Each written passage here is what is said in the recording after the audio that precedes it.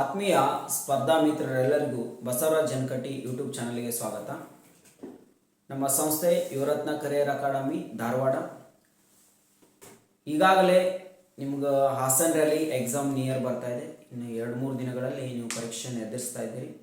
Final ಆಗಿ ಒಂದು ಸಲ ಏನು ಮಾಡಿಬಿಡೋಣ, ಎಲ್ಲ ಇಂಪಾರ್ಟೆಂಟ್ ಮ್ಯಾಥಮೆಟಿಕ್ಸ್ ಕ್ವಶನ್ಸನ್ನು ಡಿಸ್ಕಷನ್ ಮಾಡೋಣ.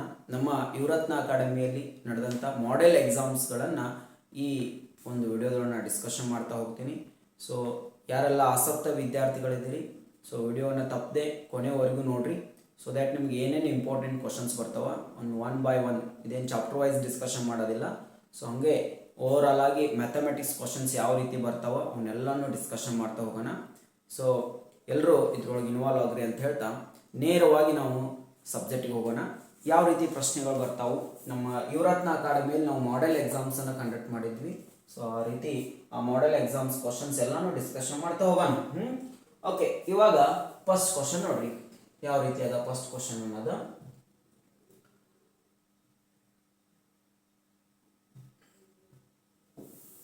Okay, first question 24 into 8 divided by 14 minus 6 ಅದ. ಇದರ ಉತ್ತರವನ್ನು ಸಾಲ್ವ್ ಮಾಡಬೇಕು. ನೋಡ್ರಿ ಏನಂತದ, 24 into 8 divided by 14 minus 6 ಅದ. ಸೊ ಈ ರೀತಿ ಕ್ವಶನ್ ಇದ್ದಾಗ ಈಗ 14 minus 6 ಎಷ್ಟು ಬರ್ತದೆ, ಇದು 8 ಆಗ್ತದ. ಎಷ್ಟಾಗ್ತದ, 8. ಇದನ್ನ 24 into 8 ಅದ. ಇದು 24 into 8 ಅನ್ನ ಡಿವೈಡ್ ಮಾಡ್ಬೇಕು. ಎಷ್ಟಿಂದ ಡಿವೈಡ್ ಮಾಡ್ಬೇಕಾ, 8 ರಿಂದ ಡಿವೈಡ್ ಮಾಡ್ಬೇಕಂದ್ರೆ 8 ಬರ್ಕೊಂಡ್ಬಿಟ್ರಿ. ಇದನ್ನ ಬಾಕ್ಸ್ ಗುಣಿಸ್ಕೊಂತ ಕೂಡಕ್ಕೆ ಹೋಗಬಾರ್ದು. ಡಿವೈಡೆಡ್ ಬೈ 8 ಅಂದ್ರೆ ಹಿಂಗೆ ಕೆಳಗೆ ಹೋಗ್ತದ. ಸೊ ಇಲ್ಲಿ 8 ಕ್ಯಾನ್ಸಲ್ ಆಗ್ತದ. ರಿಕ್ವೈರ್ಡ್ ಆನ್ಸರ್ ಎಷ್ಟು ಬರ್ತದೆ, 24 ಅಂತ ಆಗ್ತದೆ. Okay, question solve. ಇಷ್ಟು ಈಸಿ ಕ್ವಶನ್ ಇರ್ತದೆ. ನೆಕ್ಸ್ಟ್ ನೋಡ್ರಿ, ನೆಕ್ಸ್ಟ್ ಸಾಲ್ವ್ ಮಾಡೋಣ. ನೆಕ್ಸ್ಟ್ ಕ್ವಶನ್, ಸೆಕೆಂಡ್ ಕ್ವಶನ್ ನೋಡ್ರಿ. Divide 441 rupees, divide 441 rupees, divide 441 rupees among ಅಥವಾ between A and B. Between A and B ಯಾರಿಬ್ಬರ ಮಧ್ಯೆ ಡಿವೈಡ್ ಮಾಡಬೇಕಾಗೈತಿ, A and B. In the ratio 5:2. In the ratio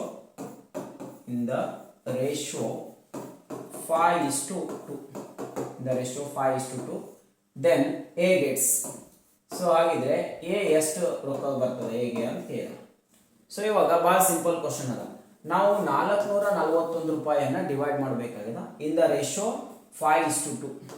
ಯಾರಿಬ್ಬರು divide ಮಾಡಬೇಕಾಯ್ತಿ, A ಮತ್ತು B divide ಮಾಡಬೇಕಾಗೈತಿ. ಹಿಂಗೆ divide ಮಾಡಿದ್ರೆ ಎಗೆ ಎಷ್ಟು ರೊಕ್ಕ ಹೋಗ್ತದೆ ಅಂತ ಹೇಳಿದಾರೆ.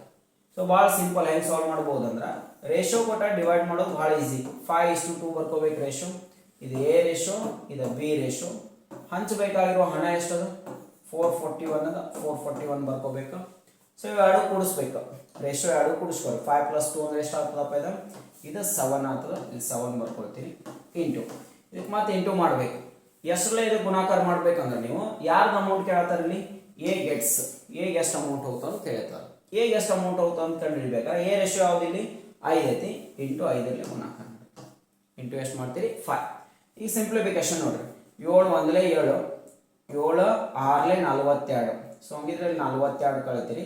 ಸೊ ಎಷ್ಟು ಉಳಿತು, 21 ಉಳಿತು. ಇದು 2 ಉಳಿತದ. ಇಲ್ಲಿ 1 ಕ್ಯಾರಿ ಮಾಡಿದ್ರಿ, 21 ಆಯ್ತು. 21 ಅಂದ್ರೆ 7 3 21 ಆಯ್ತು. ಸೊ 63 into 5 ಆಯ್ತು. 63 into 5 ಮಾಡ್ರಿ ಎಷ್ಟು ಬರ್ತದ, 63 into 5 ಎಷ್ಟು ಆಗ್ತದೆ ಅಂದ್ರೆ 5 3 15, 1 ಕ್ಯಾರಿ, 5 6 30, ಇದೊಂದು 31. ಎಷ್ಟು ಬರ್ತದೆ, 315 ರೂಪಾಯಿ ಹೋಗ್ತದೆ. ಎ ಕೇಳಿದ್ರೆ ಎಷ್ಟು ಹೋಗ್ತದೆ, 315 ರೂಪಾಯಿ ಹೋಗ್ತದೆ. ಇನ್ ಕೇಸ್ ಅವ್ರು ಏನಾದರೂ ಬಿ ಕೇಳಿದ್ರೆ ಇಲ್ಲಿ ಇಂಟು 2 ಬರ್ಕೋಬೇಕು. 63 into 2 ಮಾಡಿದ್ರೆ ಬಿ ಎಷ್ಟು ಅಮೌಂಟ್ ಅಂತ ಗೊತ್ತಾಗ್ತೈತೆ. ಓಕೆ, ಒಂದ್ಸಲ ನೋಡ್ಕೊಂಡ್ಬಿಡ್ರಿ. Divide 441 between A and B. ಹಿಂಗೆ ಒಂದು ಅಮೌಂಟ್ ಕೊಟ್ಟು ಅದನ್ನು ಡಿವೈಡ್ ಮಾಡಿದಾಗ ರೇಷಿಯೋ ಕೊಟ್ಟಾಗ ರೇಷಿಯೋ ಕೂಡಿಸ್ಕೋಬೇಕಾ, ಕೆಳಗೆ ಬರಿಬೇಕಾ, ಎಷ್ಟು ಅಮೌಂಟ್ ಐತಿ ಮ್ಯಾಲೆ ಬರಿಬೇಕಾ, ಯಾರ್ದು ಕೇಳ್ತಾರ ನೋಡ್ಬೇಕು. ಎದ ಅಮೌಂಟ್ ಕೇಳ್ತಾರೋ ಬಿದ ಅಮೌಂಟ್ ಕೇಳ್ತಾರೋ. ಎದ್ ಕೇಳಿದ್ರೆ ಎ ರೇಷಿಯೋ ಇಂಟು ಹಾಕ್ಬೇಕಾ, ಬಿ ಕೇಳಿದ್ರೆ ಬಿ ರೇಷಿಯೋ ಇಂಟು ಹಾಕಿ ಬರ್ಕೋಬೇಕು. ಓಕೆ, ಖತಮ್. ನೆಕ್ಸ್ಟ್ ಕ್ವಶನ್ ನೋಡ್ರಿ. ನೆಕ್ಸ್ಟ್ ಕ್ವಶನ್ ಬರೀತೀನಿ ನೋಡ್ರಿ ಏನಂತದ. What will be the selling price of an item. ನೋಡ್ರಿ ಸಿಂಪಲ್ ಅದ. What will be the selling price of an item. What will be the selling price of an item whose cost price whose cost price rupees 3000 and gain is 17% and gain is 17%. ಇಲ್ಲಿ ಬಹಳ simple ಪ್ರಶ್ನೆ ಅದ ಇದು. So ಇಲ್ಲಿ cost price of the material ಕೊಟ್ಟಿದ್ದಾರೆ, that is 3000 ಅದ. And also gain percent ಕೊಟ್ಟಿದ್ದಾರೆ, gain percentage ಅದ 17% ಅಂತ ಕೊಟ್ಟಿದ್ದಾರೆ. ಸೊ ಅವ್ರು ಏನ್ ಕೇಳ್ತಾರ, ಫೈಂಡ್ ದ ಸೆಲ್ಲಿಂಗ್ ಪ್ರೈಸ್ ಅಂತ ಕೇಳ್ತಾರೆ. ಏನ್ ಕಂಡಿಡಿ ಅಂತ ಸೆಲ್ಲಿಂಗ್ ಪ್ರೈಸ್. ನೋಡ್ರಿ ಒಂದ್ ನೆನ್ಪಿಟ್ಕೊಡ್ರಿ, ಅವ್ರು ಲಾಸ್ ಆದ್ರೂ ಆಗ್ಲಿ ಪ್ರಾಫಿಟ್ ಆದ್ರೂ ಆಗ್ಲಿ ನಿಮ್ಗ ಸೆಲ್ಲಿಂಗ್ ಪ್ರೈಸ್ ಆದ್ರೂ ಕೇಳಿ, ಅವರು ಕಾಸ್ಟ್ ಪ್ರೈಸ್ ಆದ್ರೂ ಕೇಳಿ, ಇವೆರಡು ಸೆಲ್ಲಿಂಗ್ ಪ್ರೈಸ್ ಆದ್ರೂ ಕೇಳ್ತಾ ಇರಲಿ, ಕಾಸ್ಟ್ ಪ್ರೈಸ್ ಆದ್ರೂ ಕೇಳ್ತಾ ಇರಲಿ. ಸೊ ಹಿಂಗೆ ಎರಡು ಕಾಲಮ್ ಹಾಕ್ಬೇಕು, CP SP. ಈ ಕಾಲಮ್ದ CP ಕಾಲಮ್ದಾಗ ಯಾವಾಗಿದ್ರು 100 ಬರ್ಕೋಬೇಕು. ಎಷ್ಟು ಬರಿಬೇಕಾ? 100 ಬರಿಬೇಕಾ. ಸೊ 100 ಬರ್ದಾದ್ಮೇಲೆ ಈಗ ಲಾಸ್ ಆಗತ್ತದ ಗೇನ್ ಆಗತ್ತದ ಅಲ್ಲಿ. ಸೊ ಇಲ್ಲಿ ಗೇನ್ ಆಗತ್ತದ, ಎಷ್ಟು ಪರ್ಸೆಂಟ್ ಗೇನ್ ಆಗತ್ತದ? 17% ಗೇನ್ ಆಗತ್ತದ. ಅಂದ್ರೆ ಇಲ್ಲಿ 17 ಬರ್ಕೋಬೇಕಾ. ಈ 17 ಕೂಡಿಸಿ ಬರಿಬೇಕು. ಗೇನ್ ಅಂದ್ರೆ ಏನ? ಪ್ರಾಫಿಟ್ ಆದ ಕೂಡಿಸ್ಬೇಕು, 117 ಅಂತ ಬರಿಬೇಕು. ಕೂಡಿಸಿದ್ರ 117 ಕೂಡಿಸಿದ್ರೆ ಎಷ್ಟು? 117 ಆಗುತ್ತ. ಇನ್ ಕೇಸ್ ಅದ ಲಾಸ್ ಅಂತ ಬಂದಿತ್ತಂದ್ರಪ್ಪ ನೀವೇನ್ ಮಾಡ್ಬೇಕು? 117 ಕಳಿಬೇಕು. ಪ್ರಾಫಿಟ್ ಅಥವಾ ಗೇನ್ ಅಂದ್ರೆ ಕೂಡಿಸಿ ಬರಿಬೇಕು, ಅದ ಲಾಸ್ ಅಂದಿದ್ರ ಕಳೆದು ಬರಿಬೇಕು. ಈಗ 100ಕ್ಕೆ 17 ಲಾಭ ಅಂದ್ರೆ 117 ಬರೀತೀವಿ, 117 ಆಯ್ತು. ಸೊ ಈ 3000 ಅದಲ್ಲ, ಇದು cost price of the material. Cost price ಇರೋದ್ರಿಂದ ಇದು ಕಾಸ್ಟ್ ಪ್ರೈಸ್ ಕೆಳಗೆ ಬರಿಬೇಕು. ಇಲ್ಲಿ 3000 ಅಂತ ಇಷ್ಟು ಬಂದಾದ್ಮೇಲೆ ಈ ಸೆಲ್ಲಿಂಗ್ ಪ್ರೈಸ್ ಗೊತ್ತಿಲ್ಲ. 100 ರೂಪಾಯಿ ಕಾಸ್ಟ್ ಪ್ರೈಸ್ ಇದ್ದಾಗ 117 ಸೆಲ್ಲಿಂಗ್ ಪ್ರೈಸ್ ಇದ್ದ. 3000 ರೂಪಾಯಿ ಕಾಸ್ಟ್ ಪ್ರೈಸ್ ಇದ್ದಾಗ ಎಷ್ಟು ಸೆಲ್ಲಿಂಗ್ ಪ್ರೈಸ್ ಇರ್ತದ? ಇಲ್ಲಿ ಕ್ರಾಸ್ ಮಲ್ಟಿಪ್ಲಿಕೇಶನ್ ಮಾಡೋದು. ಯಾವ ಕ್ರಾಸ್ ಒಳಗೆ ಕ್ವಶನ್ ಮಾರ್ಕ್ ಇರ್ತದಲ್ಲ ಆ ಸಂಖ್ಯೆ ಕೆಳಗೆ ಹೋಗ್ಬೇಕು. ಅಂದ್ರೆ ಯಾವ ಕೆಳಗೆ ಹೋಗ್ತಾ ಈಗ 100. ಸೊ 100 ಅನ್ನು ಕೆಳಗೆ ಬರಿತೀನಿ, ಉಳಿದಿದ್ದು ಎರಡು ಮ್ಯಾಲೆ ಬರಿಬೇಕು. ಯಾವ ಎರಡು ಮ್ಯಾಲೆ ಹೋಗ್ತಾವೆ? 3000 ಇಂಟು ಏನಾಗ್ತದ? 117 ಆಗ್ತದ. ಇದು 2 0, ಇದು 2 0 ಕ್ಯಾನ್ಸಲ್ ಆಯ್ತು. ಈಗ 30 ಇಂಟು 117 ಮಾಡ್ಬೇಕಾದ್ರೆ ನೀವು 30 ಬಿಡ್ರಿ, 3 ದಿಂದ ಗುಣಾಕಾರ ಮಾಡ್ಕೊಂತ ಹೋಗ್ರಿ. 3ರಿಂದ ಮಲ್ಟಿಪ್ಲಿಕೇಶನ್ ಮಾಡ್ರಿ. 3 ಇಂಟು 7, 3 ಒಳ್ಳೆ 21 ಆಯ್ತು, 2 ಕ್ಯಾರಿ ಆಯ್ತು. 3 ಒಂದ್ಲೆ 3, ಇದು ಪ್ಲಸ್ 2 ಎಷ್ಟಾಯ್ತು? 5 ಆಯ್ತು. 3 ಒಂದ್ಲೆ 3, ಇದು 3 ಬರೀತೀವಿ. ಇವಾಗ ಇಲ್ಲಿ ಒಂದು 0 ಬಿಟ್ಟು ಗುಣಾಕಾರ ಮಾಡಿದ್ರೆ ಆ 0 ಆಸ್ ಇಟ್ ಈಸ್ ಇಡಬೇಕು. ಸೊ ಎಷ್ಟು ಬಂತಿದ? 3510. ಇದು ರಿಕ್ವೈರ್ಡ್ ಸೆಲ್ಲಿಂಗ್ ಪ್ರೈಸ್ ಆಗಿರ್ತದೆ. ಅಂಡರ್ಸ್ಟ್ಯಾಂಡ್ ಆಯ್ತಾ? ಇದು ಕಾಸ್ಟ್ ಪ್ರೈಸ್, ಸೆಲ್ಲಿಂಗ್ ಪ್ರೈಸ್ ಎರಡು ಕಾಲಮ್ ಮಾಡಬೇಕು. ಇಲ್ಲಿ ಯಾವಾಗಿದ್ರು 100 ಇಟ್ಕೋಬೇಕು. ಪ್ರಾಫಿಟ್ ಆಗೈತೆ ಅಂದ್ರೆ ಕೂಡಿಸಿ ಬರಿಬೇಕು, ಲಾಸ್ ಆಗೈತೆ ಅಂದ್ರೆ ಕಳೆದು ಬರಿಬೇಕು. ಕಾಸ್ಟ್ ಪ್ರೈಸ್ ಕೊಟ್ಟಿದ್ರೆ ಕಾಸ್ಟ್ ಪ್ರೈಸ್ ಕೆಳಗೆ ಬರಿಬೇಕು, ಇಲ್ಲ ಸೆಲ್ಲಿಂಗ್ ಪ್ರೈಸ್ ಕೊಟ್ಟಿದ್ರೆ ಸೆಲ್ಲಿಂಗ್ ಪ್ರೈಸ್ ಕೆಳಗೆ ಬರಿಬೇಕು. ಈ ಕಡೆ ಕ್ವಶನ್ ಮಾರ್ಕ್ ಹಾಕಬೇಕು. ಕ್ರಾಸ್ ಮಲ್ಟಿಪ್ಲಿಕೇಶನ್ ಮಾಡಿದಾಗ ಯಾವ ಕ್ರಾಸ್ ಒಳಗೆ ಕ್ವಶನ್ ಮಾರ್ಕ್ ಇರ್ತದಲ್ಲ ಆ ಸಂಖ್ಯೆ ಕೆಳಗಡೆ ಬರಿಬೇಕು, ಡಿನಾಮಿನೇಟರ್ ಬರ್ಕೋಬೇಕು. ಓಕೆ, ಅಂಡರ್ಸ್ಟ್ಯಾಂಡ್ ಆಯ್ತಾ? ಇದು ಇನ್ ನೆಕ್ಸ್ಟ್ ಕ್ವಶನ್ ಹೋಗೋಣ. ಸ್ವಲ್ಪ ಇದನ್ನ ಕ್ವಿಕ್ ಆಗಿ ರಿವಿಷನ್ ಮಾಡ್ತಾ ಇದ್ದೀನಿ ನಾನು, ಯಾಕಂದ್ರೆ ಎಕ್ಸಾಮ್ ಪಾಯಿಂಟ್ ಆಫ್ ವ್ಯೂ 2-3 ದಿನಗಳಲ್ಲಿ ಎಕ್ಸಾಮ್ ಇರೋದ್ರಿಂದ ಸ್ವಲ್ಪ ಸ್ಪೀಡ್ ಆಗಿ ಡಿಸ್ಕಷನ್ ಮಾಡ್ತಾ ಹೋಗ್ತಾ ಇದ್ದೀನಿ. ಓಕೆ, ಹಾಸನ್ ರೈಲಿ ಅವರಿಗೆ ಬಹಳ ಇಂಪಾರ್ಟೆಂಟ್ ಇದು. Next if 70% of a number is 210, ಏನಂತದ? If 70% of a number, if 70% of a number is 210, 70% of a number is 210, what is the number ಅಂತ ಕೇಳಿ. ಸೊ ಹಾಗಿದ್ರೆ 70% ಆಫ್ ಅ ನಂಬರ್ ಅದು ಯಾವ್ದೊಂದು ಗೊತ್ತಿಲ್ಲ, ಅದ್ರ 70% ಎಷ್ಟಾಯ್ತು ಅಂದ್ರೆ 210 ಐತಿ. ಹಾಗಿದ್ರೆ ವಾಟ್ ಈಸ್ ದಟ್ ನಂಬರ್ ಅಂತ ಕೇಳಿದ. ಆ ನಂಬರ್ ಯಾವುದು ಅಂತ ಪ್ರಶ್ನೆ ಕೇಳಿದ. ಸಿಂಪಲ್ ಕ್ವಶನ್ ಅದ. 70% ಅಂದ್ರೆ ಹೆಂಗ್ ಬರೀಬಹುದು? 70 ಡಿವೈಡೆಡ್ ಬೈ 100 ಅಂತ ಬರೀಬಹುದು. 70% ಅನ್ನ ಹೆಂಗ್ ಬರೀತೀವಿ ನಾವು? 70 ಡಿವೈಡೆಡ್ ಬೈ 100. ಯಾಕಂದ್ರೆ ನಿಮ್ಗೆ ಗೊತ್ತದ x% ಅಂದ್ರೆ ಏನು? x ಡಿವೈಡೆಡ್ ಬೈ 100 ಅನ್ನಂಗೆ. ಅರ್ಥ ಆಯ್ತಾ? ಸೊ ಇಲ್ಲಿ 70% ಅಂತ ಬಂದ್ರೆ 70 divided by 100 of a number. Of ಅಂದ್ರೆ ಮಲ್ಟಿಪ್ಲಿಕೇಶನ್. ಎ ನಂಬರ್ ಯಾವ್ದು ಗೊತ್ತಿಲ್ಲ, let it be x is equal to, ಇದು ಸಾಲ್ವ್ ಮಾಡಿದ್ರೆ 70% of x is equal to ಎಷ್ಟು ಅಂತ? 210. ಇದು x ನಾನು ತಗೊಂಡಿದ್ದು. 70% ಆಫ್ ನಂಬರ್, ಆ ನಂಬರ್ ಅದು ಯಾವುದನ್ನು ಗೊತ್ತಿಲ್ಲ, ಒಂದು ನಂಬರ್, ಅದನ್ನು x ಅಂತ ಬರ್ಕೊಳತ್ತೀನಿ. ಸೊ ಈಗ 70% ಅನ್ನು ಹೆಂಗ್ ಬರಿತೀವಿ ನಾವು? 70 divided by 100. 70 divided by 100 of x is equal to 210 ಅಂದ್ರೆ x ವ್ಯಾಲ್ಯೂ ಕಂಡುಹಿಡಿದ್ರೆ ಆ ನಂಬರ್ ಯಾವುದು ಅಂತ ಕಂಡುಹಿಡಿದಂಗ ನೀವು. ಸೊ ಹಂಗಿದ್ರೆ x equal to ಏನಾಗ್ತದಪ್ಪ ಅಂದ್ರೆ ಇದು 210 ಇಲ್ಲೇ ಉಳಿತದ.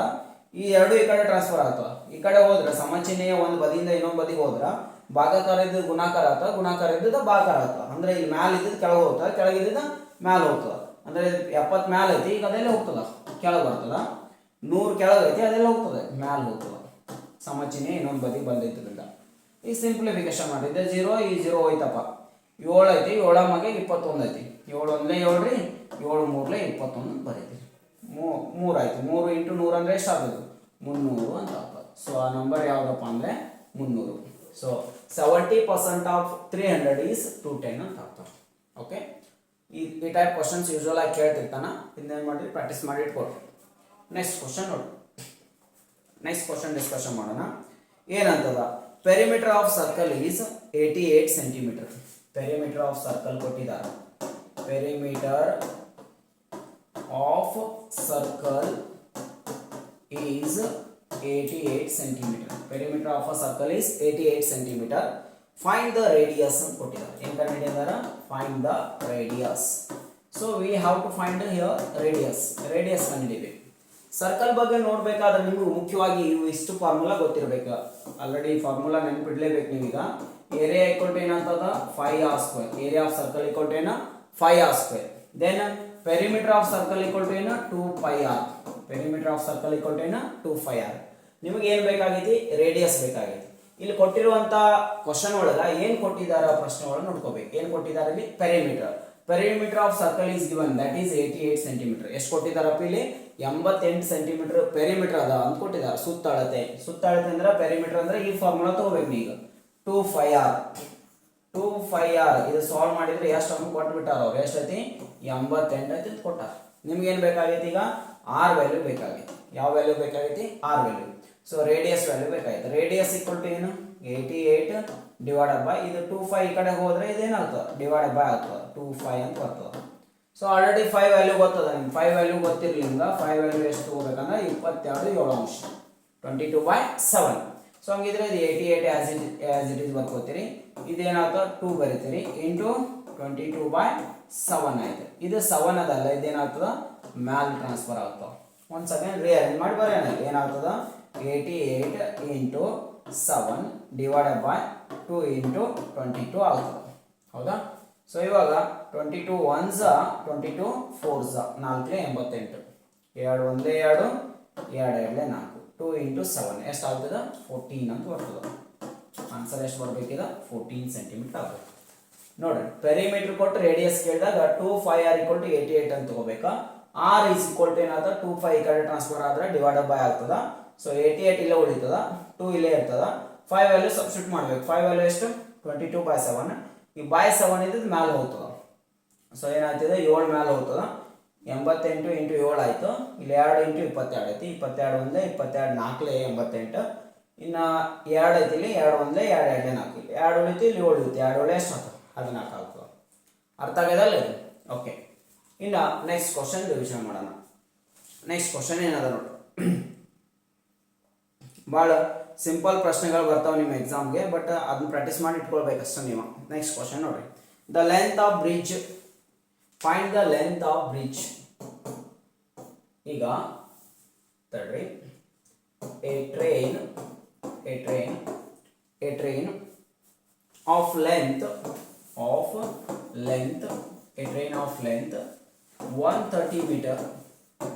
length 130 meter moving with a speed a train of length moving with a speed ಎಷ್ಟು ಸ್ಪೀಡ್ ನಾವು ಹೊಂಟದಪ್ಪ ಅಂದರೆ 45 km per hour 45 km per hour crosses a bridge in 30 seconds crosses a bridge in 30 seconds then find the length of bridge find the length of bridge ಅಂತ ಕೇಳಿದ್ದಾರೆ so ಇವಾಗ ಭಾಳ simple question ಇದೆ already discussion ಮಾಡಿದ್ದೀನಿ ಈ type questions ನಾನು ಏನಂತದ ನೋಡಿ a train of length 130 meter here length of train is given that is 130 meter and also it is moving with a speed of 45 km per hour it covers 45 km distance in 1 hour per hour speed ಎಷ್ಟದ per hour 45 km ಹೋಗ್ತದ and also it crosses a bridge it crosses a bridge in 30 seconds. ಎಷ್ಟು ಸೆಕೆಂಡ್ನಾಗ bridge ದಾಟತದ? 30 ಸೆಕೆಂಡ್ನಾಗ ದಾಟತದ. Bridge length ಎಷ್ಟು ಅಂತ ಕೇಳಿದಾರ. So length of bridge ಕೇಳಿದಾರ. Length of train ಆದ್ರೂ ಕೇಳಿ, ಲೆಂತ್ ಆಫ್ ಬ್ರಿಡ್ಜ್ ಆದ್ರೂ ಕೇಳಿ. ನಿಮಗೆ ಲೆಂತ್ ಈಕ್ವಲ್ ಟು ಗೊತ್ತಿರ್ಬೇಕು, ಮರಿಬಾರ್ದಿನ್ನ. ಲಾಸ್ಟ್ ವಿಡಿಯೋದಾಗ ನಾ ಕ್ಲಾಸ್ನಾಗ ಮಾಡಿದ್ದೀನಿ. ಲೆಂತ್ ಈಕ್ವಲ್ ಟು ಏನಂತದ? Speed into time. ಇದನ್ನು ಕಲಿಸಿದ್ದೀನಿ ನಿಮ್ಗೆ ಆಲ್ರೆಡಿ ಲಾಸ್ಟ್ ವಿಡಿಯೋದೊಳಗೆ. ಸ್ಪೀಡ್ ಇಂಟು ಟೈಮ್ ಅಪ್ಲೈ ಮಾಡಬೇಕು. ಸೊ ಸ್ಪೀಡ್ ಎಷ್ಟು ಅದಪ್ಪ ಇಲ್ಲಿ? ಸಿಂಪಲ್ ಅದ, ಇಲ್ಲಿ ಕೊಟ್ಟಿದ್ದಾರೆ 45 ಅದ. 45 ಬರ್ಕೋಬೇಕು. ಎದ್ರೊಳಗದ ಇದು? ಕಿಲೋಮೀಟರ್ ಪರ್ ಅವರ್ನಾಗ ಅದ. ಟೈಮ್ ಎದ್ರೊಳಗ? ಸೆಕೆಂಡ್ನಾಗ ಅದ. ಟೈಮ್ ಸೆಕೆಂಡ್ನಾಗ ಇದ್ದಾಗ ಈ ಕಿಲೋಮೀಟರ್ ಪರ್ ಅವರ್ ಸ್ಪೀಡ್ ಅನ್ನ ಎದಕ್ಕೆ ಕನ್ವರ್ಟ್ ಮಾಡ್ಕೋಬೇಕು? ನೀ ಮೀಟರ್ ಪರ್ ಸೆಕೆಂಡ್ ಮಾಡ್ಕೋಬೇಕು. ಸೊ ಇದು ಮೀಟರ್ ಪರ್ ಸೆಕೆಂಡ್ ಕನ್ವರ್ಟ್ ಮಾಡ್ಕೋಬೇಕಾಗಿತ್ತು ಅಂದ್ರೆ ಎಷ್ಟಿಂದ ಮಲ್ಟಿಪ್ಲಿಕೇಶನ್ ಮಾಡಬೇಕು? 5/18 ಇಂದ ಮಲ್ಟಿಪ್ಲಿಕೇಶನ್ ಮಾಡ್ಕೋಬೇಕು. ಸೊ ಇದು 45 ಕಿಲೋಮೀಟರ್ ಪರ್ ಅವರ್ ಇದ್ದಿದ್ದು ಮೀಟರ್ ಪರ್ ಸೆಕೆಂಡ್ ಮಾಡ್ಕೋಬೇಕಾಗಿತ್ತ 5/18 ಇಂದ ಮಲ್ಟಿಪ್ಲಿಕೇಶನ್ ಮಾಡ್ತಾರ. ಇಂಟು ಇಲ್ಲೇ ಟೈಮ್ ಅದ, ಎಷ್ಟದ? 30 ಸೆಕೆಂಡ್. 30 ಬರ್ಕೋತೀರಿ. ಈ ಸಿಂಪ್ಲಿಫಿಕೇಶನ್ ಮಾಡಿ ಲೆಂತ್ ಎಷ್ಟನ್ನು ಗೊತ್ತಾಗ್ತಾವ. 9 2 18, 9 5 45, ವಾಪಸ್ 2 1 2, 2 15 30. ಈಗ ನೆಕ್ಸ್ಟ್ ಗುಣಾಕಾರ ಮಾಡಿದ್ವಿ. ಸೊ ಎಷ್ಟು ಬರ್ತದ? 15 5 ಎಷ್ಟಾಯ್ತು? 75 ಆಯ್ತು. 75 ಇಂಟು 5 ಮಾಡ್ರಿ. 5 5 ಎಷ್ಟು ಆಗ್ತದ? 25 ಆಗ್ತದ. ವಾಪಸ್ 5 7 35, 2 37, 375 ಆಯ್ತು. ಸೊ ಲೆಂತ್ ಎಷ್ಟು ಅಂತೀವಿ? 375 ಮೀಟರ್ ಆಯ್ತು. ಈ ಲೆಂತ್ 375 ಮೀಟರ್ ಅದ ಅಂದ್ರೆ ಇವಾಗ ಈ 375 ಮೀಟರ್ ಒಳಗ ಏನೇನು ಕೊಟ್ಟಿರ್ತದ? 375 ಮೀಟರ್ ಅಂದ್ರೆ ಈಗ ರೈಲ್ನ ಉದ್ದ ಅಷ್ಟೇ ಇರೋದಿಲ್ಲ ಇದು. ಇದ್ರೊಳಗೆ ಏನೇನು ಇರ್ತದಪ್ಪ ಅಂದ್ರೆ 375 ಒಳಗ ಬ್ರಿಡ್ಜ್ ಲೆಂತ್ ಮತ್ತೆ ಏನು ಕೊಟ್ಟಿರ್ತದ? ಟ್ರೈನ್ ಲೆಂತ್ ಎರಡು ಕೊಟ್ಟಿದ್ದಿದ್ದಾವೆ. ಸೊ ಹಾಗಿದ್ರೆ ಈಗ ನಮ್ಗೆ ಬೇಕಾಗಿರೋದು ಬ್ರಿಡ್ಜ್ ಲೆಂತ್ ಅಷ್ಟ. ಬ್ರಿಡ್ಜ್ ಲೆಂತ್ ಅಷ್ಟ ಬೇಕಾಗಿತ್ತಂದ್ರ ಈ 375 ಒಳಗೆ ನೀವು ಮೈನಸ್ ಮಾಡ್ಬೇಕು. ಏನು ಮೈನಸ್ ಮಾಡ್ಬೇಕಾ? 130 ಮೀಟರ್ ರೈಲ್ನ ಉದ್ದದ ಮೈನಸ್ ಮಾಡ್ರಿ. ಸೊ ಈಗ 375 ಮೈನಸ್ 130 ಮಾಡ್ರಿ. ಎಷ್ಟು ಉಳಿತದೆ ಇದು? ಸೊ 5 7 minus 3 4, 3 minus 1 4, 2 ಉಳಿತದ. 245 ಮೀಟರ್ ಅಂತ ಆಗ್ತದೆ. ಸೊ ಬ್ರಿಡ್ಜ್ ಲೆಂತ್ ಎಷ್ಟು ಬರಬೇಕಾ? 245. ಇಷ್ಟು ಬರ ಮುಗೀತು. ಇಷ್ಟು ಡಿಸ್ಟೆನ್ಸ್ ಏನಾಗಿರ್ತದ? ಬ್ರಿಡ್ಜ್ ಲೆಂತ್ ಆಗಿರ್ತದೆ. ಓಕೆ, ಅಂಡರ್ಸ್ಟ್ಯಾಂಡ್ ಆಯ್ತಾ? ಇದಾದ್ಮೇಲೆ ಕೆಲವೊಂದಿಷ್ಟು ನಿಮ್ಗೇನು ಗೊತ್ತಿರಲಪ್ಪ ಅಂದರೆ ಜಿ ಕೆ ಕ್ವಶನ್ಸನ್ನು ಡಿಸ್ಕಷನ್ ಮಾಡ್ಕೊತ ಹೋಗೋಣ. ಸೊ ಫಸ್ಟ್ ನೋಡ್ರಿ, ಈಗ ಫಸ್ಟ್ ನಮ್ಮ ಎಕ್ಸಾಮ್ ಕಂಡಕ್ಟ್ ಮಾಡಿರ್ತೀವಲ್ಲ ಅದ್ರೊಳಗಿನ ಕ್ವಶನ್ಸನ್ನು ನಾನು ಡಿಸ್ಕಷನ್ ಮಾಡ್ಕೊತ ಹೋಗ್ತೀನಿ. ಒಂದೇ ಕ್ವಶನ್ ಏನದ ನೋಡ್ರಿ, ಮೆಹೆಂಜೋದಾರೋ ಮೀನ್ಸ್. ಮೆಹೆಂಜೋದಾರೋ ಅಂದ್ರೆ ಏನು ಅಂತ ಕೇಳಿದ್ದಾರೆ. ಮೆಹೆಂಜೋದಾರೋ ಅಂದ್ರೆ ಏನು? Dead city, city of gold, mound of birth, mound of dead ಅಂತದ. ಗೊತ್ತಿರಲಿ ಮೆಹೆಂಜೋದಾರೋ. ಮೆಹೆಂಜೋದಾರೋ ಅಂದ್ರೆ ನಿಮ್ಗೆ ಗೊತ್ತಿರಲಿ ಏನಂತ ಕರೀತಾರ? Mound of dead. ಏನಂತ ಕರಿತೀರಿ? Mound of dead. Mound of dead ಅಂದ್ರೇನು? ಸತ್ತವರ ದಿಬ್ಬ. ಮೆಹೆಂಜೋದಾರೋ ಅಂದ್ರೆ ಏನು? ಸತ್ತವರ ದಿಬ್ಬ ಅಥವಾ ಮೌಂಡ್ ಆಫ್ ಡೆಡ್ ಅಂತಾರ. So Mohenjodaro is situated on the bank of which river ಅಂತ ಪ್ರಶ್ನೆ ಕೇಳ್ತಾನ. That is Indus. ಯಾವ ರಿವರ್? ಇಂಡಸ್ ಅಥವಾ ಸಿಂಧೂ ರಿವರ್ ಅಂತ ಕರಿಬಹುದು ನಾವು. ಏನಂತ ಕರಿಬಹುದು? Sindhu river. Mohenjodaro is situated on the bank of river Sindhu. So ಇದಾದ್ಮೇಲೆ ವಾಪಸ್ ಮೆಹೆಂಜೋದಾರೋ ಬಗ್ಗೆ ಏನಂತ ಕೇಳ್ಬೋದು ಅಂದ್ರ, who discovered the city Mohenjodaro? Indus valley civilisation ಒಳಗೆ ಇಂಪಾರ್ಟೆಂಟ್ ಸಿಟಿ ಇದೆ ಯಾವುದು? ಮೆಹೆಂಜೋದಾರೋ. ಇದನ್ನ ಯಾರು ಡಿಸ್ಕವರ್ ಮಾಡಿದ್ರು ಅಂತ ಕೇಳ್ಬೋದು. That is R D Banerjee. ಯಾವ ಬ್ಯಾನರ್ಜಿ? R D Banerjee. ಯಾವ ಬ್ಯಾನರ್ಜಿ? ಆರ್ ಡಿ ಬ್ಯಾನರ್ಜಿ ಅಂತಕ್ಕಂಥವನು ಮೆಹೆಂಜೋದಾರೋ ಏನ್ ಮಾಡ್ತಾನೆ? ಡಿಸ್ಕವರ್ ಮಾಡ್ತಾನೆ. 3 ಪಾಯಿಂಟ್ಸ್ ನೆನ್ಪಿಟ್ಕೋರಿ. ಮೆಹೆಂಜೋದಾರೋ ಮೀನಿಂಗ್ ಏನಿದೆ? Mound of dead. Next, Mohenjodaro situated on the bank of Indus. Indus river ಅಥವಾ ಸಿಂಧೂ ರಿವರ್ ಅಂತ ಬರ್ತದ. ಸೊ ಹೂ ಡಿಸ್ಕವರ್ಡ್ ಮೆಹೆಂಜೋದಾರೋ ಅಂದ್ರೆ ಆರ್ ಡಿ ಬ್ಯಾನರ್ಜಿ. ಯೂಶುವಲ್ ಆಗಿ ಕೇಳ್ತಿರ್ತಾರೆ ಮೆಹೆಂಜೋದಾರೋ ಬಗ್ಗೆ. ಯಾಕಂದ್ರ ಎರಡು ಇಂಪಾರ್ಟೆಂಟ್ ಸಿಟಿಯಲ್ಲಿ ಸಿಂಧು ಇಂಡಸ್ ವ್ಯಾಲಿ ಸಿವಿಲೈಸೇಷನ್ ಎರಡು ಇಂಪಾರ್ಟೆಂಟ್ ಸಿಟಿ ಯಾವ್ದು ಅಂದ್ರ ಮೆಹೆಂಜೋದಾರೋ, ಇನ್ನೊಂದು ಯಾವ್ದು ಬರ್ತದ? ಹರಪ್ಪ. ಸೊ ಈ ಹರಪ್ಪ ಬಗ್ಗೆನೂ ಗೊತ್ತಿರಬೇಕು. Harappa is situated on the bank of Ravi river. ಯಾವ river? Ravi river. Harappa is situated on the bank of Ravi river and Mohenjodaro on the bank of Indus ಅಥವಾ ಸಿಂಧು ರಿವರ್. ಸೊ ಈಗ ಹರಪ್ಪ ಅಂತಕ್ಕಂಥದ್ದು ರಾವಿ ರಿವರ್ ದಂಡಿ ಮೇಲೆ ಇತ್ರ. ಹರಪ್ಪ ಡಿಸ್ಕವರ್ ಮಾಡಿದವರು ಯಾರು? ದಯಾರಾಮ್ ಸಾಹನಿ. ಯಾವ ಸಾಹನಿ? ದಯಾರಾಮ್ ಸಾಹನಿ. ಯಾವ ಸಾಹನಿ? ದಯಾರಾಮ್ ಸಾಹನಿ ಅಂತಕ್ಕಂಥವ್ರು ಹರಪ್ಪ ಡಿಸ್ಕವರ್ ಮಾಡ್ತಾರ. ಸೊ ಹಾಗಿದ್ರೆ ಹರಪ್ಪ ಅಂತಕ್ಕಂಥದ್ದು ರಾವಿ ನದಿ ದಂಡಿ ಮೇಲದ, ನೆನ್ಪಿಟ್ಕೊಡ್ರಿ. ಹರಪ್ಪ ಡಿಸ್ಕವರ್ ಮಾಡಿದವ್ರು Dayaram Sahni. Mound of dead ಅಂತ ಯಾವ್ದು ಕರಿತೀರಿ? ಅದು ಯಾವ್ದ್ರ ಮೀನಿಂಗ? ಮೆಹೆಂಜೋದಾರೋ ಮೀನಿಂಗ. ಇಂಡಸ್ ರಿವರ್ ದಂಡಿ ಮೇಲದ. ಇದನ್ನ ಕಂಡಿಡಿದವ್ರು ಮೆಹೆಂಜೋದಾರೋ ಕಂಡಿಡಿದವ್ರು, ಡಿಸ್ಕವರ್ ಮಾಡಿದವ್ರು ಯಾರು? R D Banerjee. ಇನ್ನೊಂದು ಇಂಪಾರ್ಟೆಂಟ್ ಇಲ್ಲಿ ಇಂಡಸ್ ವ್ಯಾಲಿ ಸಿವಿಲೈಸೇಷನ್ ಬರ್ತಕ್ಕಂಥದ್ದು ಲೋಥಾಲ್. ಯಾವುದು? ಲೋಥಾಲ್. ಲೋಥಾಲ್ ಅಂತಕ್ಕಂಥದ್ರ ಬಗ್ಗೆ ನೀವು ಒಂದೇನು ನೆನ್ಪಿಟ್ಕೋಬೇಕಂದ್ರೆ, ಇಲ್ಲಿ ಪ್ರಶ್ನೆ ಏನ್ ಕೇಳಿದಾನಂದ್ರೆ ನಿಮ್ಮ ಎಕ್ಸಾಮ್ಗೆ, ಲೋಥಾಲ್ ಅಂತಕ್ಕಂಥದ್ದು ಇಟ್ ಈಸ್ ಅ ಫೇಮಸ್ ಡಾಕಿಯಾರ್ಡ್. ಏನಿದೆ? ಡಾಕಿಯಾರ್ಡ್. ಏನಂತ ಕರೀತಾರೆ ಇದಕ್ಕೆ? ಡಾಕಿಯಾರ್ಡ್. ಡಾಕಿಯಾರ್ಡ್ ಅಂದ್ರೆ ಏನು? ಬಂದರುಗಟ್ಟೆ ಅಥವಾ ಹಡಗುಗಟ್ಟೆ ಅಥವಾ ಇಂಗ್ಲಿಷ್ ನಲ್ಲಿ ಪೋರ್ಟ್ ಅಂತ ಕರಿತೀವಿ. So which is the famous dockyard of Indus valley civilisation ಅಂತ ಕೇಳ್ಬೋದು. ಯಾವ್ದಂದ್ರೆ ಲೋಥಾಲ್. ಯಾವುದು? ಲೋಥಾಲ್. ಸೊ ಲೋಥಾಲ್ ಅಂತಕ್ಕಂಥದ್ದನ್ನ ಇದನ್ನ ಯಾರು ಡಿಸ್ಕವರ್ ಮಾಡಿದ್ರು ಅಂತ ಕೇಳ್ಬೋದು. Who discovered the city Lothal? So Lothal ಯಾರು ಡಿಸ್ಕವರ್ ಮಾಡ್ತಾರಂದ್ರ ಇದನ್ನ ಎಸ್.ಆರ್. ರಾವ್. ಯಾರಾವ? ಎಸ್.ಆರ್. ರಾವ್ ಅಂತಕ್ಕಂಥವ್ರು ಇದನ್ನ ಡಿಸ್ಕವರ್ ಮಾಡಿದ್ರು. ಲೋಥಾಲ್ ಯಾರು ಡಿಸ್ಕವರ್ ಮಾಡಿದ್ರು? ಎಸ್.ಆರ್. ರಾವ್. ಲೋಥಾಲ್ ಅಂತಕ್ಕಂಥದ್ದು ಯಾವ ರಿವರ್ ದಂಡಿ ಮೇಲೆ ಅದಂದ್ರೆ ಬೋಗ್ವಾ. ಯಾವ ರಿವರ್? ಬೋಗ್ವಾ. ಯಾವ ರಿವರ್? ಬೋಗ್ವಾ. ಇವಿಷ್ಟು ಪಾಯಿಂಟ್ಸ್ ಇಲ್ಲಿ ಇಂಡಸ್ ವ್ಯಾಲಿ ಸಿವಿಲೈಸೇಷನ್ ಬಗ್ಗೆ ನೆನಪಿಡಬೇಕು. ಮೊಹೆಂಜೊದಾರೋ ಮೀನಿಂಗ್ ಏನು? Mound of dead. Mohenjodaro situated on the bank of Sindhu river or Indus river. Mohenjodaro discovered by RD. Banerjee. Harappa situated on the bank of the river Ravi. So Harappa discovered by Dayaram Sahni. So Lothal discovered by S.R. Rao. Lothal ಯಾವ river ದಂಡಿ ಮೇಲೆ ಅದ? ಯಾವ river? On the bank of Bhogava river. So Lothal it is a famous dockyard. Dockyard ಅಥವಾ port ಅಥವಾ ಡಾಕಿಯಾರ್ಡ್ ಅಂದ್ರೆ ಬಂದರುಗಟ್ಟೆ, ಹಡಗುಗಟ್ಟೆ ಅಂತ ಕರಿತೀವಿ. ಇದಿಷ್ಟು ಪಾಯಿಂಟ್ಸ್ ನಿಮಗೆ ಯಾವ್ದ್ರ ಬಗ್ಗೆ ಗೊತ್ತಿರಬೇಕಾ? ಮೊಹೆಂಜೊದಾರೋ ಬಗ್ಗೆ. ಇದು ಫಸ್ಟ್ ಕ್ವಶನ್ ಡಿಸ್ಕಷನ್ ಆಯ್ತು. ಇನ್ನು ಸೆಕೆಂಡ್ ಕ್ವಶನ್ ಹೋಗೋಣ. Which is the oldest Veda ಅಂತ ಕೇಳಿದಾರೆ. Which is the oldest Veda? Which is the oldest Veda? ಯಾವುದು oldest Veda ಅಂತ ಕೇಳಿದಾರೆ. Which is the oldest Veda ಅಂತ ಕೇಳಿದಾಗ ನಿಮ್ಗೆಲ್ಲರಿಗೂ ಗೊತ್ತೇ ಇದೆ ಯಾವುದು oldest Veda? ವೇದಗಳಲ್ಲಿ 4 ವೇದಗಳು ನೀವು ಕಲ್ತಿದ್ದೀರಿ. ಯಾವುದು? ಋಗ್ವೇದ, ಯಜುರ್ವೇದ, ಅಥರ್ವಣ ವೇದ, ಸಾಮವೇದ. ಸೊ ಇದ್ರೊಳಗ ಯಾವುದು oldest Veda ಅಂದ್ರೆ ಗೊತ್ತಿರಲಿ ನಿಮಗೆ. ಯಾವುದು? ಋಗ್ವೇದ. ಯಾವುದು? ಋಗ್ವೇದ ಇಸ್ ದ ಓಲ್ಡೆಸ್ಟ್ ವೇದ. ಯಾವುದು? ಋಗ್ವೇದ. ಋಗ್ವೇದ ಓಲ್ಡೆಸ್ಟ್ ವೇದ. ಸೊ ಇದ್ರ ಬಗ್ಗೆ ಗೊತ್ತಿರಲಿ ನಿಮ್ಗೆ. ಋಗ್ವೇದ ಬಗ್ಗೆ ಇದ್ರೊಳಗೆ ಟೋಟಲ್ 1028 ಹೈಮ್ಸ್ ಅದಾವ. ಎಷ್ಟು? 1028 ಪ್ಲಸ್ 10 ಮಂಡಲಾಸ್. ಎಷ್ಟು ಮಂಡಲಾಸ್ ಅದಾವ ಇದ್ರೊಳಗ? 10 ಮಂಡಲಾಸ್. ಸೊ ಈ 10 ಮಂಡಲಾಸ್ ಒಳಗ ಇಂಪಾರ್ಟೆಂಟ್ ಆಗಿ ಗೊತ್ತಿರಬೇಕಾಗಿದ್ದು ನಿಮ್ಗೆ ಯಾವ್ದಂದ್ರೆ 10ನೇ ಮಂಡಲ, 10th ಮಂಡಲ. ಒಟ್ಟು 10 ಮಂಡಲಗಳು ಕಂಡು ಬರ್ತಾವ. ಈ 10 ಮಂಡಲ ಒಳಗ ಸೊ 10ನೇ ಮಂಡಲ ಬಹಳ ಇಂಪಾರ್ಟೆಂಟ್. 10ನೇ ಮಂಡಲ ಬಹಳ ಇಂಪಾರ್ಟೆಂಟ್ ಯಾಕಂದ್ರ ಸೊ ಇದರಲ್ಲಿ ನೀವೇನ್ ನೋಡ್ತೀರಿ ಅಂದ್ರ ಪುರುಷ ಸೂಕ್ತ ಅಂತಕ್ಕಂಥದ್ದು ನೋಡ್ತೀರಿ. ಏನ್ ನೋಡ್ತೀರಿ? ಪುರುಷ ಸೂಕ್ತ ಅಂತಕ್ಕಂಥದ್ದು ನೋಡ್ತೀರಿ. ಸೊ ಇದು ಪುರುಷ ಸೂಕ್ತ ಅಂತಕ್ಕಂಥದ್ದು ಏನಪ್ಪಾ ಇದು? ಸೊ ಪುರುಷ ಸೂಕ್ತ ಅಂತಕ್ಕಂಥದ್ದು it explains about varnas. ವರ್ಣಾ system ಬಗ್ಗೆ ಹೇಳ್ತಕ್ಕಂಥದ್ದು ಯಾವ್ದಂದ್ರೆ ಪುರುಷ ಸೂಕ್ತ ಅಂತಕ್ಕಂಥದ್ದು ಹೇಳ್ತದ. ಇನ್ ಪ್ರಶ್ನೆ ಕೇಳಿದಾನ. ಸೊ 10th ಮಂಡಲ ಒಳಗೆ ಯಾವ್ದದ? ಪುರುಷ ಸೂಕ್ತ ಅಂತದ. ಸೊ ಇಲ್ಲಿ ಪುರುಷ ಸೂಕ್ತ ಅಂತಕ್ಕಂಥದ್ದು ಯಾವ್ದ್ರ ಬಗ್ಗೆ ಎಕ್ಸ್ಪ್ಲನೇಷನ್ ಕೊಡ್ತದ? ವರ್ಣಾಸ್ ಬಗ್ಗೆ ಎಕ್ಸ್ಪ್ಲನೇಷನ್ ಕೊಡ್ತದ. ಇನ್ನೊಂದು ಗೊತ್ತಿರ್ಲಿ, 3rd ಮಂಡಲ. ಯಾವುದು? 3rd. ಇದ್ರೊಳಗ ಗಾಯತ್ರಿ ಮಂತ್ರ ಅದ. ಯಾವ ಮಂತ್ರ? ಗಾಯತ್ರಿ ಮಂತ್ರ.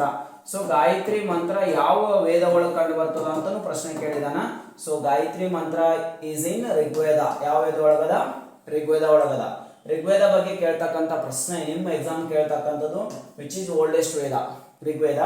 ಸೊ ಗಾಯತ್ರಿ ಮಂತ್ರ ಎಲ್ಲದ ಅಂತ ಕೇಳ್ಬೋದು? ಋಗ್ವೇದ. ಸೊ ಪುರುಷ ಸೂಕ್ತ ಅಂತಕ್ಕಂಥದ್ದು ಎಷ್ಟನೇ ಮಂಡಲ ಬರ್ತದ? 10th ಮಂಡಲ ಒಳಗೆ ಬರ್ತದ. ಇದಿಷ್ಟು ಯಾವ್ದ್ರ ಬಗ್ಗೆ? ಋಗ್ವೇದ ಬಗ್ಗೆ. ಇನ್ನು ವೇದಗಳ ಬಗ್ಗೆ ನೋಡೋದಾದ್ರೆ ಇಲ್ಲಿ ಉಳಿದ ವೇದಗಳ ಬಗ್ಗೆನೂ ಗೊತ್ತಿರ್ಬೇಕು ನೀವು. ಇಲ್ಲಿ ಪ್ರಶ್ನೆ ಕೇಳಿದ್ರೆ ಬಹಳ ಸಿಂಪಲ್ ಪ್ರಶ್ನೆ ಬರ್ತದ. ಏನು? ಸಾಮವೇದ ಅಂತ ಬರ್ತದ. ಇಟ್ ಎಕ್ಸ್ಪ್ಲೈನ್ಸ್ ಅಬೌಟ್ ಮ್ಯೂಸಿಕ್ ಸಂಪಟ್ಟಂಗ ರಾಗಗಳು ಏನು ಬರ್ತಾವ ಅಥವಾ ಅದ್ರ ಬಗ್ಗೆ ಮಾಹಿತಿ ಏನು ಬರ್ತದ, ಸಂಗೀತದ ಬಗ್ಗೆ ಮಾಹಿತಿ ಏನು ಬರ್ತದ, ಅದು ಸಾಮವೇದ ಒಳಗೆ ಇರ್ತದ. ಯಾವ ವೇದ ಒಳಗ? ಸಾಮವೇದ. ಇನ್ನು ಅಥರ್ವ ವೇದ ಅಂತ ಬರ್ತದ. ಅಥರ್ವ ವೇದ ಒಳಗೆ ಏನ್ ಬರ್ತದಂದ್ರ ಸೊ ಇಲ್ಲಿ ನೀವು ಏನ್ ಕಲಿತೀರಂದ್ರ ಅಥರ್ವ ವೇದ ಒಳಗೆ ಏನೆಲ್ಲ ಮಾಹಿತಿ ಇರ್ತದಂದ್ರ ಈಗ ಮಾಟ ಮಂತ್ರ ಅಂತೀರಿ ನೋಡ್ರಿ, ವಾಮಾಚಾರ ಅಂತೀರಿ ನೋಡ್ರಿ, ಅದಕ್ಕೆ ಮ್ಯಾಜಿಕಲ್ ಪವರ್ಸ್ ಅಂತಾರೆ. ಎಂತ ಪವರ್ಸ್? ಮ್ಯಾಜಿಕಲ್ ಪವರ್ಸ್ ಬಗ್ಗೆ ಎಕ್ಸ್ಪ್ಲನೇಷನ್ ಯಾವ ವೇದ ಕೊಡ್ತದ ಅಂದ್ರ ಅಥರ್ವ ವೇದ ಕೊಡ್ತದ. ಇದಾದ್ಮೇಲೆ ಬರ್ತಕ್ಕಂಥದ್ದು ಯಜುರ್ವೇದ ಒಳಗೆ ಯೂಶುವಲ್ ಆಗಿ ಏನ್ ಬರ್ತಾವ? ರಿಚುವಲ್ಸ್ ಅಂಡ್ ಸ್ಯಾಕ್ರಿಫೈಸಸ್ ಕಂಡು ಬರ್ತಾವ. ಯಾವುದು? Rituals and sacrifices. ಇದರ ಬಗ್ಗೆ ಮಾಹಿತಿಯನ್ನ ಕೊಡ್ತದ. ಯಾವುದು? ಯಜುರ್ವೇದ. ಇಲ್ಲಿ ಬಹಳ ಇಂಪಾರ್ಟೆಂಟ್ ಅಂದ್ರೆ ಯಾವುದು? ಸಾಮವೇದ. ಯಾವ್ದ್ರ ಬಗ್ಗೆ ಎಕ್ಸ್ಪ್ಲನೇಷನ್ ಕೊಡ್ತದ? ಮ್ಯೂಸಿಕ್ ಬಗ್ಗೆ ಮಾಹಿತಿಯನ್ನು ಕೊಡ್ತದ. ಓಲ್ಡೆಸ್ಟ್ ವೇದ ಅಂದ್ರೆ ಯಾವುದು? Rigveda. Okay, second question discussion ಆಯ್ತು. ನೆಕ್ಸ್ಟ್ 3rd ಕ್ವಶನ್ ನೋಡೋಣ. ಓಕೆ, ಸಾಂಚಿ ಸ್ತೂಪ. ಯಾವ ಸ್ತೂಪ? ಸಾಂಚಿ ಸ್ತೂಪ ಎಲ್ಲದ ಅಂತ ಪ್ರಶ್ನೆ ಕೇಳಿದಾರ. ಸಾಂಚಿ ಸ್ತೂಪ. ಸೊ ಸಾಂಚಿ ಸ್ತೂಪ ಲೊಕೇಟೆಡ್ ಆಟ್ ಅಂತ ಕೇಳಿದಾರ. ಸಾಂಚಿ ಸ್ತೂಪ ಅನ್ನೋದು ಎಲ್ಲದ? ನಿಮ್ಗೆಲ್ಲರಿಗೂ ಗೊತ್ತಾ ಇದೆ. ಎಲ್ಲದ? ಮಧ್ಯಪ್ರದೇಶ ಒಳಗದ. ಎಲ್ಲದ?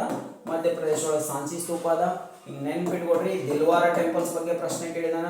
ದಿಲ್ವಾರ ಟೆಂಪಲ್ಸ್ ಎಲ್ಲದಾವ ಅಂದ್ರ ರಾಜಸ್ಥಾನದಾಗ ಅದಾವ. ಎಲ್ಲದಾವ? ರಾಜಸ್ಥಾನದಾಗ. ಯಾವ ಟೆಂಪಲ್ಸ್ ಅದಾವ? ದಿಲ್ವಾರ ಟೆಂಪಲ್ಸ್ ಅದಾವ. ಸಾಂಚಿ ಸ್ತೂಪ ಎಲ್ಲದ? ಮಧ್ಯಪ್ರದೇಶ ಒಳಗದ.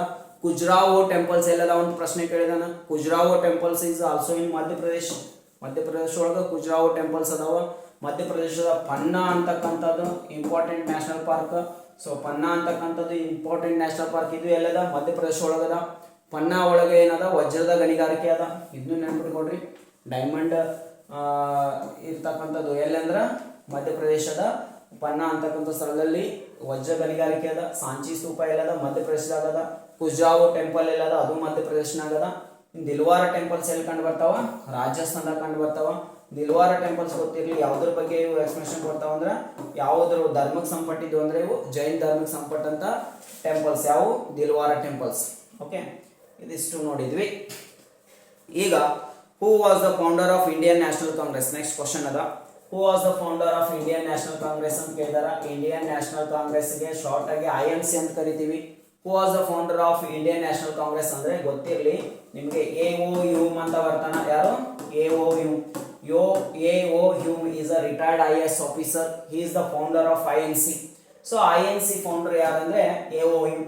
INC ಯಾವಾಗ ಸ್ಟಾರ್ಟ್ ಆಯ್ತು ಅಂದ್ರೆ 1885. in the year 1885. Who was the first president of Indian National Congress? INC first president ಯಾರಂದ್ರೆ WC ಬ್ಯಾನರ್ಜಿ. ಯಾವ Banerjee? WC Banerjee.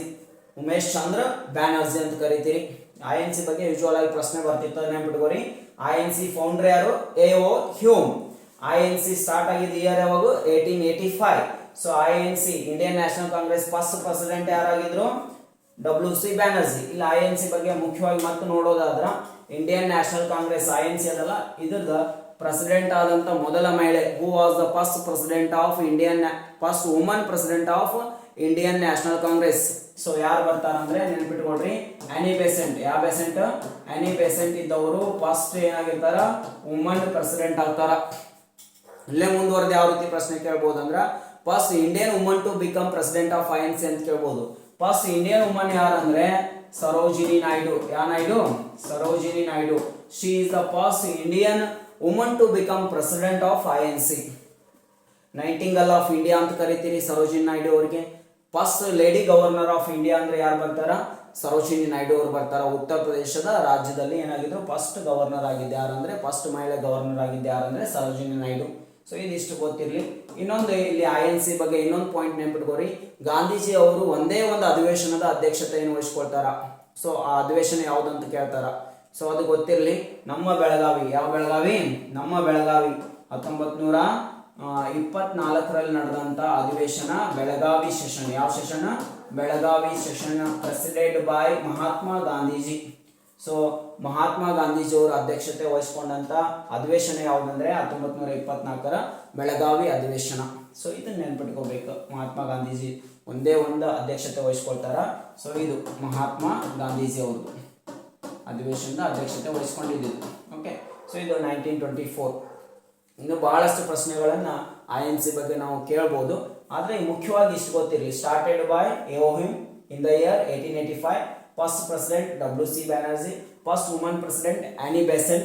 First Indian woman to become president Sarojini Naidu. Gandhiji president which session ಅಂತ ಕೇಳ್ತಾರ? Belagavi session in the year 1924. Okay, ಇವಿಷ್ಟು ಪ್ರಶ್ನೆಗಳನ್ನ ಇವತ್ತಿನ ವಿಡಿಯೋದಲ್ಲಿ discussion ಮಾಡಿದ್ದೀನಿ ನಾನು.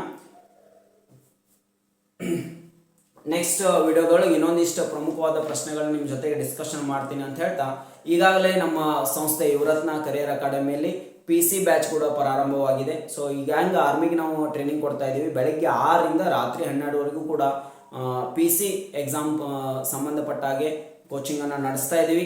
ಹೆಂಗಿರ್ತದಪ್ಪ ಕೋಚಿಂಗ್ ಅಂದ್ರೆ, ನಿಮ್ಗೆ ಬೆಳಗ್ಗೆ 6ರಿಂದ ಸಾಯಂಕಾಲದವರೆಗೂ ಕ್ಲಾಸಸ್ ಮಾಡ್ತೀವಿ. ನೈಟ್ 9ರಿಂದ 12ವರೆಗೆ ಏನು ಮಾಡ್ತೀವಿ ಅಂದ್ರೆ ಕ್ವಶನ್ ಪೇಪರ್ ಥ್ರೂ. ಈಗ ಹೆಂಗೆ ನಾವು ವಿಡಿಯೋ ಒಳಗೆ ಡಿಸ್ಕಷನ್ ಮಾಡಿದ್ದೇನಲ್ಲ, ಸೊ ಹಂಗೆ ನಿಮ್ಮ ಮುಂದೆ ನಿಂತ್ಕೊಂಡು ನಾವೇನು ಮಾಡ್ತೀವಿ ಅಂದ್ರೆ ಪ್ರತಿಯೊಂದು ವಿಷಯವಾರು ಕ್ವಶನ್ಸನ್ನು ಡಿಸ್ಕಷನ್ ಮಾಡ್ತೀವಿ. ಎಲ್ಲ ಲೆಕ್ಚರ್ಸ್ ಸೇರ್ಕೊಂಡು ನಿಮ್ಗೆ ಬಹಳಷ್ಟು ಒಂದು ಕಾಳಜಿ ವಹಿಸ್ಕೊಂಡು ಡೈಲಿ ಎಕ್ಸಾಮ್ ಕಂಡಕ್ಟ್ ಮಾಡಿ ಅದನ್ನ ಡೈಲಿ ಎಕ್ಸಾಮ್ ಡಿಸ್ಕಷನ್ ಮಾಡೋದು ನಿಮ್ಗೆ ಜಾಸ್ತಿ ಬೆನಿಫಿಟ್ ಆಗುತ್ತೆ. ಒಂದು ಕ್ವಶನ್ ತೊಗೊಂಡು ಅದರ ಓವರ್ ಆಲ್ ಸರೌಂಡಿಂಗ್ ಡಿಸ್ಕಷನ್ ಮಾಡ್ತೀವಿ. ಹಂಗೆ ಮಾಡೋದ್ರಿಂದ ನಿಮ್ಗೆ ಜಾಸ್ತಿ ಬೆನಿಫಿಟ್ ಆಗುತ್ತಾ. So only P C concentrate ಮಾಡಿ ನಾವೀಗ 2 ತಿಂಗಳಲ್ಲಿ ಏನು ಮಾಡ್ತಾ ಇದೀವಿ, ಈಗಾಗಲೇ DR ಕಾಲ್ಫಾರ್ಮ್ ಆಗ್ಯದ, ಪಿ ಸಿ ಕಾಲ್ಫಾರ್ಮ್ ಆಗ್ಯದ. ಈ ಎಕ್ಸಾಮ್ಗಳು ಕಾಲ್ಫಾರ್ಮ್ಗಳು ನಮ್ಮ ಕೈಯಾಗಿದ್ದಾಗ, ಅವಕಾಶಗಳು ನಮ್ಮ ಕೈಯಾಗಿದ್ದಾಗ ನಾವು ಯಾವತ್ತೂ ಏನು ಮಾಡಬಾರ್ದು, ಆಲಸ್ಯತನ ತೋರಬಾರ್ದು. ಜಾಸ್ತಿ ಎಫರ್ಟ್ ಹಾಕಬೇಕು. ನಮ್ಮ ಸಾಮರ್ಥ್ಯ ಎಷ್ಟದ 100% ಸಾಮರ್ಥ್ಯ ನಾವು ಏನು ಮಾಡಬೇಕು, ಉಪಯೋಗಿಸ್ಕೊಂಡು ಏನು ಮಾಡಬೇಕು, ಅದರೊಳಗೆ ನಾವು ಸ್ಟಡಿ ಮಾಡಬೇಕಾಗ್ತದ. ಸೊ ಅದು ಪೂರಕವಾಗಿ ಯುವರತ್ನ ಅಕಾಡೆಮಿ ಕೂಡ ನಿಮ್ಮ ಜೊತೆಗೆ ಯಾವಾಗಲೂ ಇರ್ತದ ಅಂತ ಹೇಳ್ತಾ, ನಮ್ಮ ಸಂಸ್ಥೆಗೆ ಯಾರಾದರೂ ನೀವು ಅಡ್ಮಿಷನ್ ಬಯಸ್ತಾ ಇದ್ದರೆ ದಯವಿಟ್ಟು ಇದೇ 15ನೇ ತಾರೀಕಿನಿಂದ ನಮ್ಮಲ್ಲಿ PC ಬ್ಯಾಚ್ ಹಾಗೂ PSI ಬ್ಯಾಚ್ಗಳಿಗೆ ಸಂಪಟ್ಟಂಗೆ ಕೋರ್ಸಸ್ ಅವೈಲಬಲ್ ಅದ, ನೀವು ಜಾಯ್ನ್ ಆಗ್ಬೋದು ಅಂತ ಹೇಳ್ತಾ ಇವತ್ತಿನ ಈ ತರಗತಿಯನ್ನು ಮುಗಿಸ್ತಾ ಇದ್ದೀನಿ. ಹೆಚ್ಚಿನ ಮಾಹಿತಿ ನಮ್ಮ ಸಂಸ್ಥೆ ಬಗ್ಗೆ ಏನಾದರೂ ಬೇಕಾಗಿತ್ತಂದ್ರೆ ನೀವು ಈ ನಂಬರ್ಸಿಗೆ ಕರೆ ಮಾಡಿ ನಮ್ಮನ್ನು ಸಂಪರ್ಕಿಸ್ಬೋದು ಅಂತ ಹೇಳ್ತಾ, ಸೊ ಇವತ್ತಿನ ವಿಡಿಯೋವನ್ನು ಮುಗಿಸ್ತಾ ಇದ್ದೀನಿ. ನಂಬರ್ ನೋಟ್ ಮಾಡಿಕೊಡ್ರಿ, 8095531713. Okay, thank you friends.